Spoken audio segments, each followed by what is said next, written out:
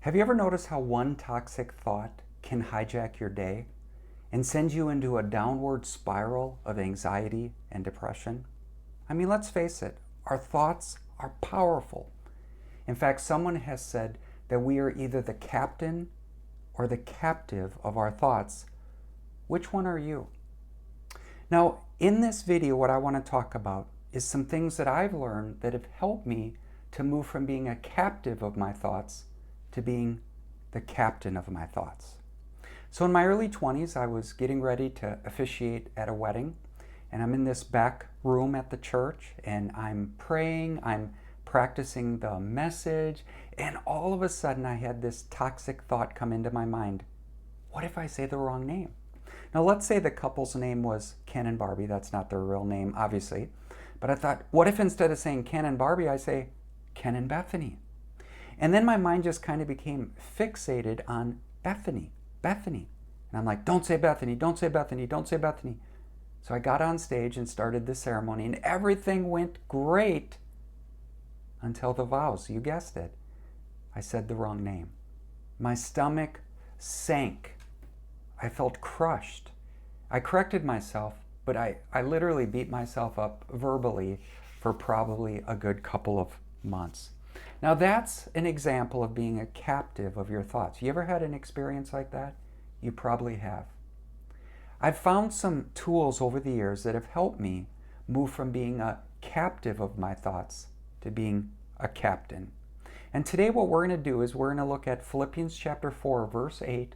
We're going to scripture write it, and we're going to look at this 6-step filtering process on how to filter your mind through God's Word. And please make sure you stick around till we get to those 6 steps because they're so powerful. Now, before I read our text to you, let me remind you of the context.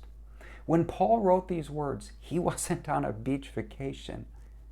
He was in a Roman prison, and these prisons were so difficult that many prisoners just committed suicide. It was that hard. And it was in that kind of context that Paul says, finally, brothers and sisters, whatever is true, whatever is noble, whatever is right, whatever is pure, whatever is lovely, whatever is admirable, if anything is excellent or praiseworthy, think about such things. Now, one of the big takeaways that we can learn from this passage is we can't always control what's happening around us. He was in prison. He couldn't control what the guards did, but we can control how we respond. I think it was Pastor Chuck Swindoll who said, life is 10% what happens to us and 90% how we respond. Our response is our responsibility. Now, the other thing we learn is that we're a thought manager. Paul says, think about what you think about. Be selective on what you dwell upon. Now, in being a thought manager, it's kind of like a manager of a grocery store managing their inventory of food. You manage your thoughts, and one of the things you'll learn is you can't always control what thoughts come into your mind, but you can choose which thoughts you dwell upon. Martin Luther said you can't control a bird flying over your hair, but you can stop it from building a nest in your head. Same with our thoughts. We can't control which thoughts come into our mind, but we can control which ones we dwell upon. So let us now jump to Philippians 4:8 and learn this 6-part filtering system of how to think God's thoughts after Him. So when a thought comes into your mind, TNR-PLA it. Think about like a tulip. TNR-PLA it. So what does that mean? Well, the T stands for ask the question, is it true? Is what I'm thinking actually true? Does it align with God's Word? Because God's Word is truth. Let's say you wake up with joint pain and you think, I'm falling apart, I'm useless.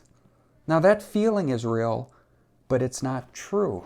The truth is, though my body is aging, God has a purpose for me, because when I am weak, He is strong. Now the verse that I want you to write down is 2 Corinthians 12:9. But He said to me, my grace is sufficient for you, for my power is made perfect in weakness. Therefore I will boast all the more gladly about my weakness, so that Christ's power may rest on me. So take a moment and maybe pause the video and write that scripture down. Now, the next thing you filter it through is this thought noble? Now, the Greek word for noble means honorable, inspiring. Now, these kind of thoughts lift your mind above negativity. Let's say you're scrolling social media and you're thinking, the world is getting worse every day. People are terrible.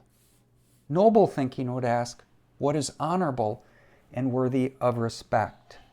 I remember when Mr. Rogers talked about how when something scary was going on in the world, his mother always told him, look for the helpers.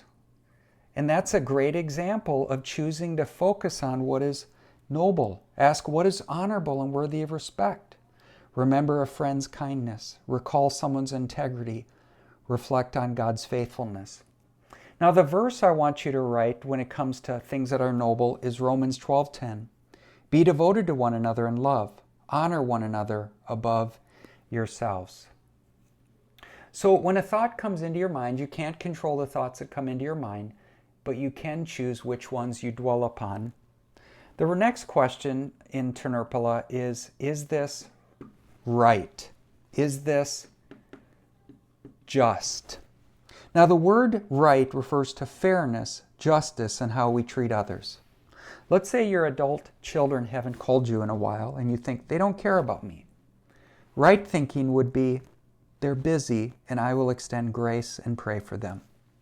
The verse I want to encourage you to write down is Micah 6:8, which says, He has shown you, O mortal, what is good, and what does the Lord require of you? To act justly, to love mercy, and to walk humbly with your God. Now, the P in TNR-PLA is it pure? Right? Now, pure means holy, morally clean. Now, you would never want to drink dirty water, so why would you let dirty things in your mind? This is where you ask, is there unhealthy TV shows that I need to get rid of? I'm going to focus on worship and gratitude or scripture instead. Purity is choosing what builds your soul, not what poisons it. Now, the scripture that I want to encourage you to write is Psalms 51:10, which says, Create in me a pure heart, O God, and renew a steadfast spirit within me. So the L in TNR-PLA is this lovely? Now, lovely refers to things that attract love, bring joy, and create peace. Now, as we age, it's easy to dwell on lost, and we begin to think, my best years are behind me. Well, a lovely thought would be, you're going to think about a grandchild's laugh, a sunset, a moment of kindness, a memory of an answered prayer. The scripture that I want you to write is Colossians 3:14, which says, And over all these virtues put on love, which binds them all together in perfect unity.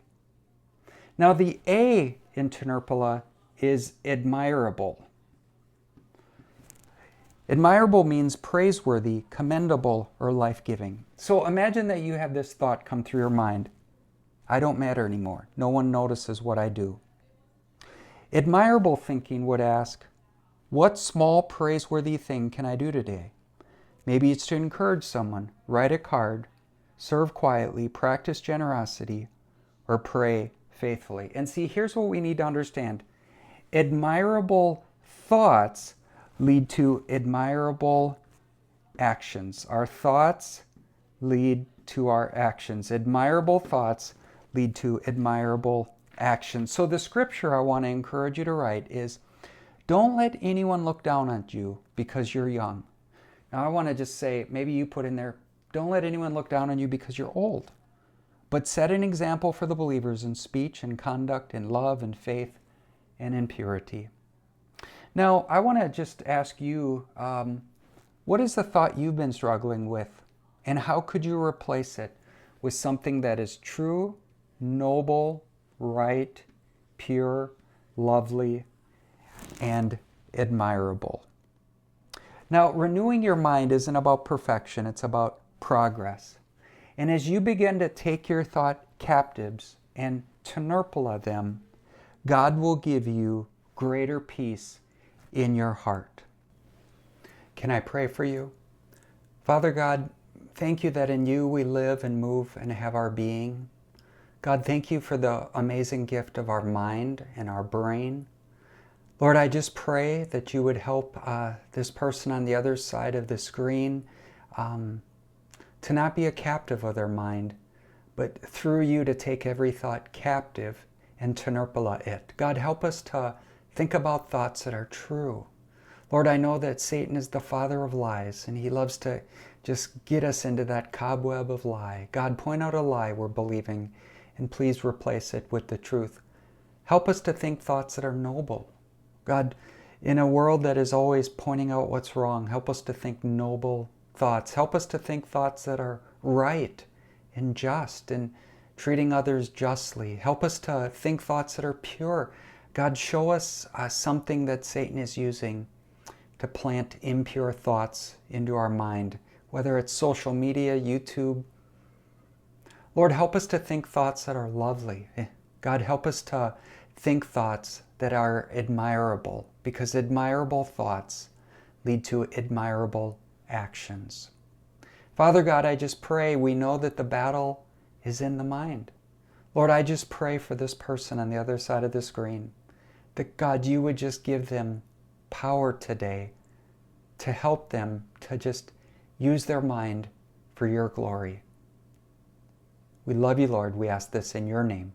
Amen. Well, thank you so much for worshiping with me today. May you love God and love your neighbor as yourself.